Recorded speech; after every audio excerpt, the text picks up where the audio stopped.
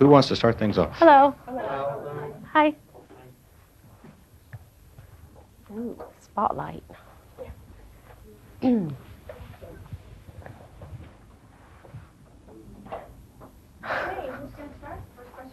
Hello.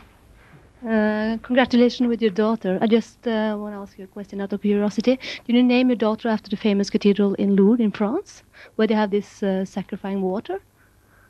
No, it's a village actually. I named her after a village in France. Yes. Why did you do that? Because it's a village of healing, and it was a place that my mother always wanted to go to, but she never got to go, and so I named my daughter that. Jumping from daughter to album. Yes, happily. Do you think that getting a different producer is the first key to assure musical change in your songs? And if so, why William Orbit? Jumping to a new producer, is it a what? A key for assuring a musical change. Changing, evolving. Oh, sure. I mean, each producer has a different sensibility, different musical sensibility. In the end, I worked with William because I love the music he makes, and I wanted to collaborate with him. Yeah, hello. It seems like you've been listening to a lot of British music. I don't know, listening to to the album, like Portishead and stuff like that. Is that big influences for you nowadays? I've been listening to Portishead since their first album, and I've been listening to Tricky and Goldie and Bjork and lots of British artists for years now. So I would definitely say that sound has influenced me. Yeah. But so there's lots of Indian music and Moroccan music and classical music and yeah. Hi, over here. I was curious, I was struck by, when listening to the album, how there was a sense of regret almost that having spent so much of your life on your career. Is that true, or is that... No. I don't have any regret about my work. I mean, if there's any reference to my work, it would be in the first song. And it's not really about my work, it's about fame. But I certainly have no regrets. So there's one Indian song on the album. So was it hard for you to learn the language or to practice that? And I've heard that the first album title was Mantra, was supposed to be. That was one of the many album titles, yeah.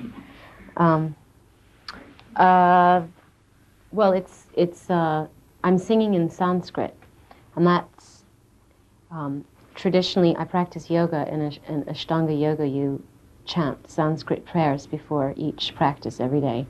So I learned different prayers from my yoga teacher, and then I really liked the language, and I started to sort of study what I was actually saying, because even though I liked the sound of it, I wanted to know what I was saying. And then my yoga teacher introduced me to a Sanskrit professor who I studied with, and just took kind of like a crash course in pronunciation and the history of Sanskrit and where it comes from and how our language comes from Sanskrit. Like Latin, it's like one of the oldest languages, so it was really interesting. And that totally influenced me, and I wanted to have a song that I sang in that language on my album. And what's the story in the song? What's the story? It's a prayer.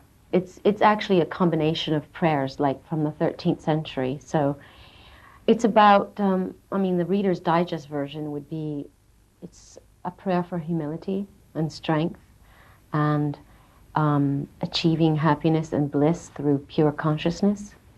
That's it. I'd like to follow up a bit on the yoga question. Can you tell me a bit what yoga gives to you and how you got into it, how you experience it, what kind of yoga you do? Can you talk a bit about that? Well, I started off doing Hatha yoga, but I wanted something that was more challenging, so now I do Ashtanga yoga. But, the whole thing about yoga is that you could just sit in the lotus position and you're doing yoga. You could just take a walk on a beach and you're doing yoga. It starts with your state of mind. And you get into a meditative state, and basically the asanas or the poses are just something to do while you're meditating. I mean, I think it's taught me how to be a lot more flexible, and I don't mean just physically, I mean emotionally, I mean just in terms of how I look at the world, how I look at other people, how I am with other people. And I've learned to be not only easier on myself, but also on other people in terms of my expectations. And it gives me a certain kind of centeredness and serenity that I don't think I had before. I mean, it gives me so much, and the more I talk about it, the more trivial it sounds. But it's been a great influence. Hi, I'm Norbert from Austria. Nice to meet you. Talking about your baby child, Lourdes, I just want to know how you want to raise her, educate her, and has this something to do with this Indian influence? And Don't you want to talk about my record? Pardon? Don't you want to talk about my record? Of course. Well, let's talk about my music. You have a song written for Lourdes, Star Child. Can you talk about this? It's called Little Star. Yeah. Well, it's a lullaby. It's just a really pure and simple sort of love song to my daughter. Butterfly? Oh, I refer to her as Pumpkin. Yeah. Yeah, sometimes. Well, about the album sounds everything but a teen album. It's a quite mature album. How important and difficult is it to grow up in a pop career? Well, I'm sure I haven't completely grown up yet. Once again, you've asked me an incredibly abstract question. What did you ask me? How important and difficult is it to grow up? Important and difficult. You cannot stay forever the same way. No, and I don't intend to. And how difficult is it to keep changing, keep up with time? That's like asking me how difficult it is to live. I mean, I don't consciously think, oh, I have to change. Hopefully my music has always been a reflection of where I am, and where I am now is different than where I was when I made my last record. So, I mean, life is like a constant evolution, and I'm always yearning to grow and to know more. But I don't think, I mean, change is difficult, it can be. Sometimes it's very easy. Okay, when I listen to the album, it feels like, I mean, the music is quite ambient sometimes. Mm-hmm. Does that make the lyrics more naked, so to speak? Are they more important when the sound is like below, so to say? More important than what?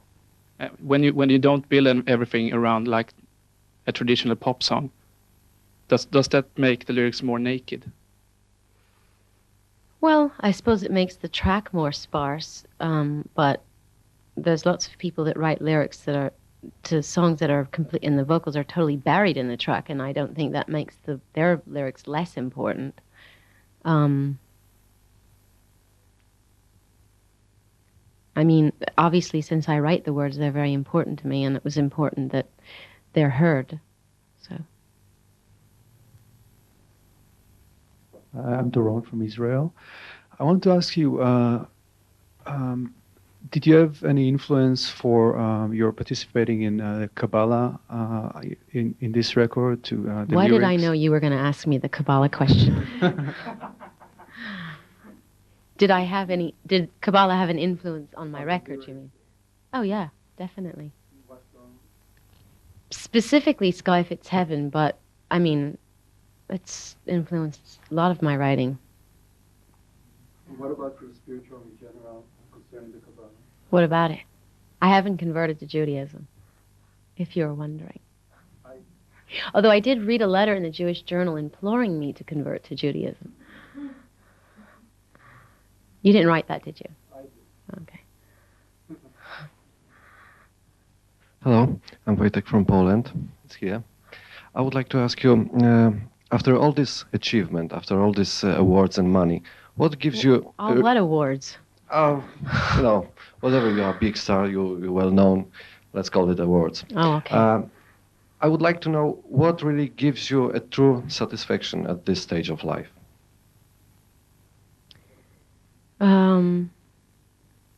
What gives me true satisfaction? Well, looking at my daughter every day gives me incredible satisfaction.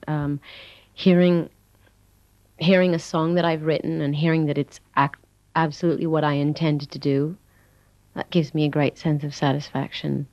Making someone laugh, I mean, normal things. When I was listening to the record, it sounded to me very futuristic, and Futuristic? yeah, and that we are getting close to a new millennium. How does that affect you?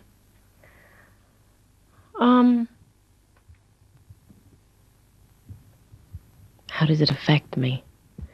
Well, I think it probably affects me more in an unconscious way. I mean, I'm not sitting around thinking about how the century is almost over with, but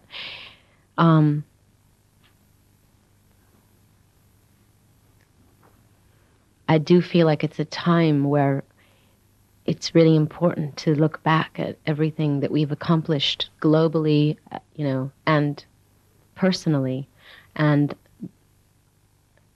I like to think that my record is sort of like that, like I'm looking at the past but with the eyes of the future.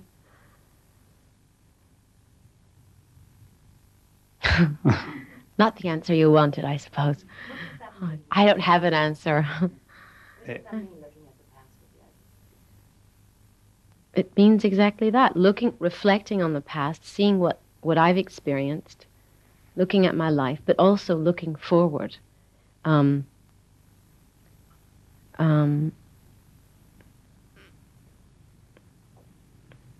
What do you think it means? I think that doesn't matter. It matters what you think it means. Well, it's just, I mean, obviously, all of the songs are semi-autobiographical to a certain extent, and it is about me looking back at my life and sort of coming to terms with what I've accomplished, what I've done, what I've experienced, and then looking to the future and saying, and this is where, this is what's important to me. This is what I've done, this is where I'm going. I am Eric Fratino of Spain, and I listened your new album. And for me, it's strange because the music is very slowly, is spiritual, and when I hear the song, I think Swim. I think, say the children's killing children's, the students raped teachers. Mm-hmm. It's very violent. No? Well, the world is very violent. Yes, but the music of this album is different of your another albums. It's very slowly, the music, spiritual, you say now. Well, there's some fast songs on the record, and there's some violent sound on the record. I mean, that song in particular is really about me looking at the world and seeing what's going on and commenting on the violence that happens around us. Excuse me, I'd like to go back to an earlier question when you said that the first track pertains to fame. Could you expand a little about that? Fame, the good, bad, and the very ugly. The good, bad, and the very ugly. Oh, it's not that bad.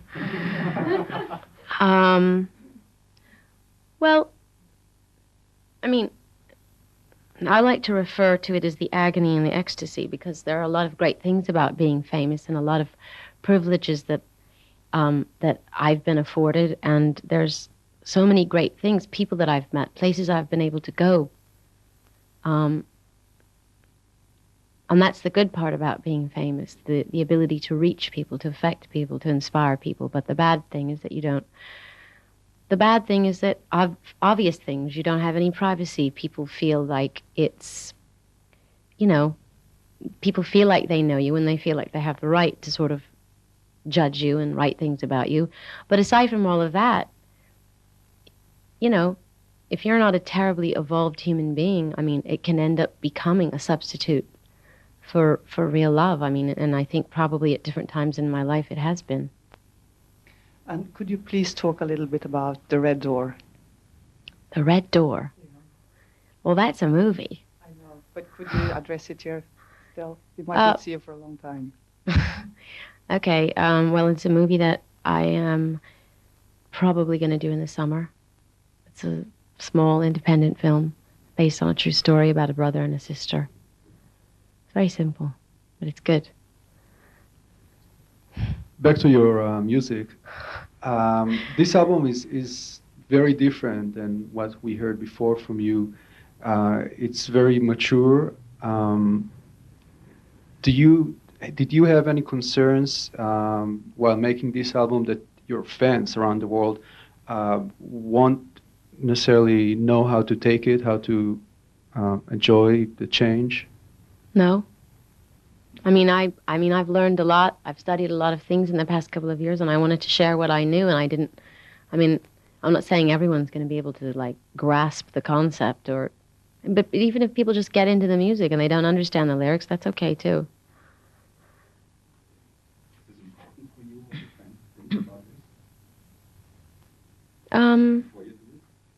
No.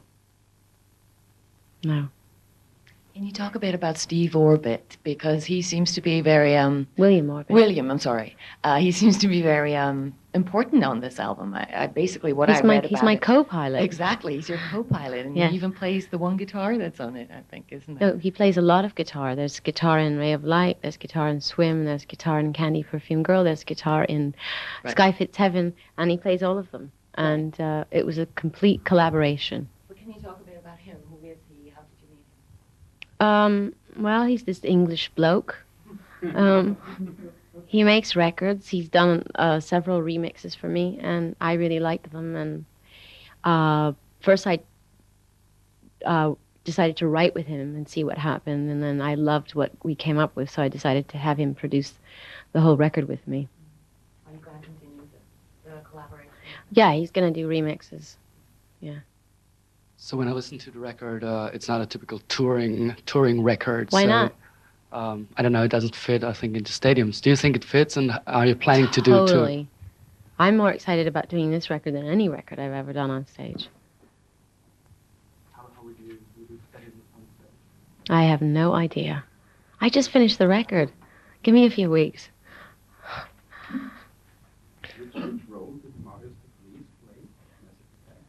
You're supposed to have a microphone. Marius, he co-produced one song with me and one song with me and William. Madonna, what is more important to you, love or music? It's the same thing. Okay, in that case, who is Anthony Bird? His name is Andrew Bird, and that's none of your business.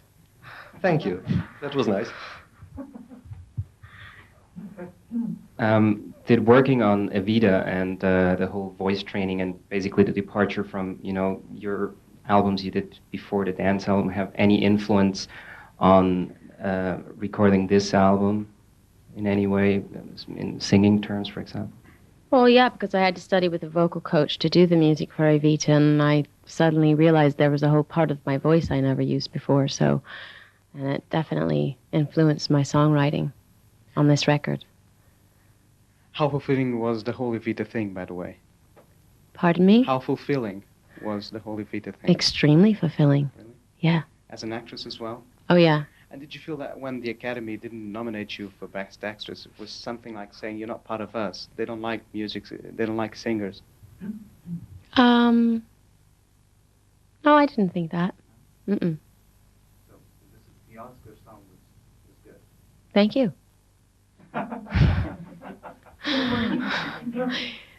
What were me? you thinking? If you didn't think they... I was thinking, I'll have my day. When you're talking about the concept of the record, what is the concept of the record? I don't really have a concept. I mean, all of the songs are just kind of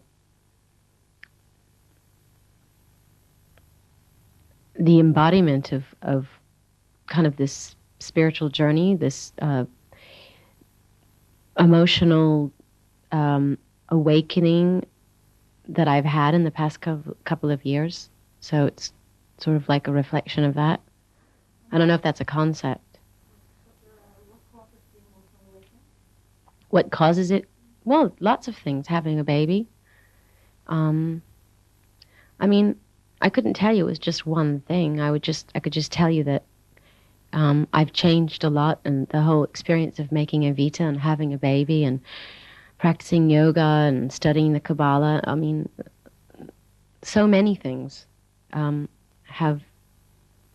I mean, and I realized that all of those things have always been out there for me to learn from, but I guess I wasn't ready to learn until now. I was curious if you could talk a little bit about the final track on the album. Mergirl? Yes. Could you shed some light on what that is for you? It's kind of like a dreamscape, like a sort of stream of consciousness. Like if I were writing in my diary or something. And it's about dealing with death.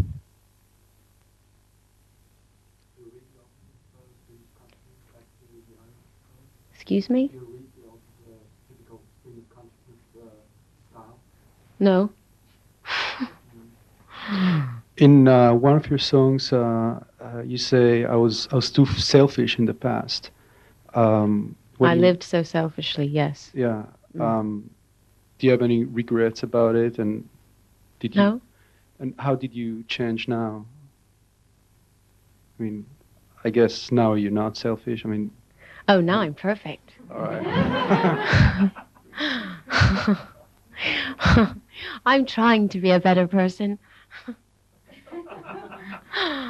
Madonna, you're talking about being very excited playing this stuff live. Yeah. I heard you eventually doing a tour this summer. Mm-hmm. No, not this summer. Fall. In the fall. Summer '99? No, in the fall.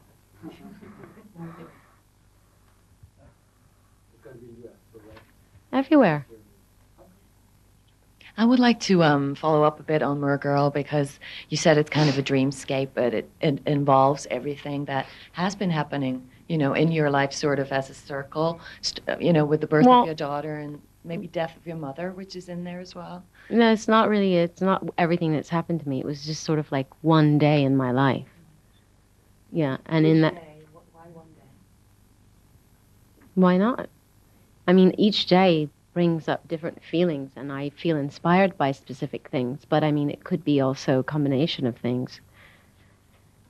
I mean, what happened in that song, what I wrote about actually happened, but the theme that I'm dealing with is death. Many famous people saying that actually man is always lonely. Do you feel sometimes loneliness? That what is lonely? People, you know, famous people saying sometimes that they are feeling lonely. Do you? Do you? It's not a question of me, it's a question of you. But I don't think loneliness has anything to do with fame. I think everyone feels lonely from time to time. Don't you think? Okay. I win. I want to know which song of this new album do you prefer? I think you have. The first and the last. And all of them in between. I've been watching most of your videos before I arrived, and it was something like 40.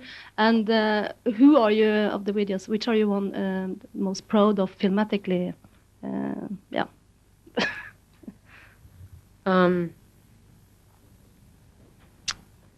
Well, I have lots of favorites. I love Take a Bow. I love the video to Human Nature. I love the video for I did a video to a Marvin Gaye track called I Want You. I love that video. Yeah, that's beautiful. Yeah. I forget. Thank you for reminding me. And have you made a video for the new album? Mm-hmm. Yeah, it's being edited right now. It's good. It's really good. Okay. I met a couple of weeks ago or a month ago, I met Prodigy in England. And since they're on Maverick as well, were there any discussion of them producing your album, or of Liam Howlett to produce your album? Yeah, I sort of threw that idea out to Liam.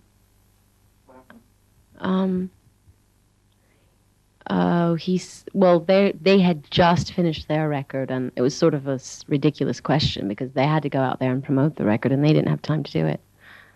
And that was their reply. Okay, back to abstract questions. Americans. Where are you from? Portugal. Very abstract. Oh, okay. Apart from the State of the Union thing, Americans speaking about Clinton and his sex scandal, what do you think about that? And would you write a song about it? It's so stupid. Such a stupid issue. America's speaking about it. Well, then why should I write a song about it? Well, to make fun of it. I don't want to give it another moment's notice. I think it's ridiculous. I think they should leave him alone. Good. I think that myself.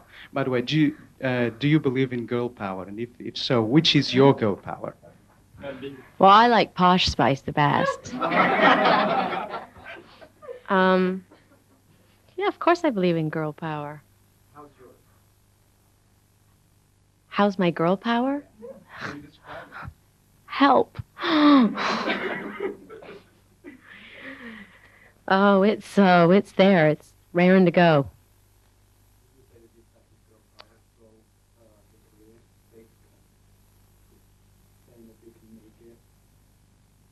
Yeah.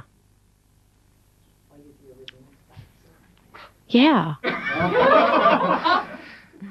You were talking before about your last track and basically being the boils down to one day in your life, and we were talking about the sort of A&E syndrome, the agony and ecstasy syndrome. Mm-hmm. Were you ever at a point, maybe during this record or before, where you would have given up all this, just maybe for a day go back to Dunkin' Donuts and sell donuts? Hell no. I never want to go back to selling donuts. No, I mean, listen, I love what I do. It's a pain in the ass, but I can't think of anything that you could do that wouldn't have, pitfalls. I mean, everybody, even as a journalist, don't you have, good days and bad days? Yes, okay. And besides being an artist, you've also been a fashion trendsetter for years. And you look at the Golden Globes last week. Is that something you're going to pursue or continue with? The pre-Raphaelitic look, like maybe. Everybody raved about? That was the mood I was in that day. Yeah, I mean, I like it. That's what I call bed hair. That's what my hair looks like when I get out of bed. There's a perfected version of bed hair. Yeah. In the past, people in magazines everywhere have been talking about you, how you like to have control of your work, of your life, everything around you, and you've always gotten very upset about it. And a lot of women rightfully do so, I think. Do you still think it's an issue that women are negatively looked upon when they try to take control of their work, as opposed to men like a Puff Daddy or whatever, who is very controlling, is being looked at as a hero? I think all creative people are perfectionists, so I prefer to think of it as that, not being a control freak. And yeah, there's a double standard in our society. If a man is a perfectionist, he's just doing his job, and if a woman is, she's being difficult. But yeah, that's the way it is. Do you think it's getting better? Yeah, I do. Ladies and gentlemen, we've come to the end of the conference. This will be the last question. Uh-oh. Oh, it's me. I would like to know a little bit about one secret. When I listened to your last record, I was thinking, what is inside your head when you are singing? Because it's so sexy. Sorry about that, but which song? All of them. All of them are sexy, according to me. What is your opinion about that? Oh, I think that you need to have your head examined. The song to my daughter is not sexy. How could you say such a thing? Well, maybe I missed that one. Oh, okay. You have been talking about having another baby on live television. I have? Yes, to Joan Rivers. I saw it. Oh. Well, I might. All right, ladies and gentlemen, thank you very much. Madonna, thank you. Oh, you're so welcome.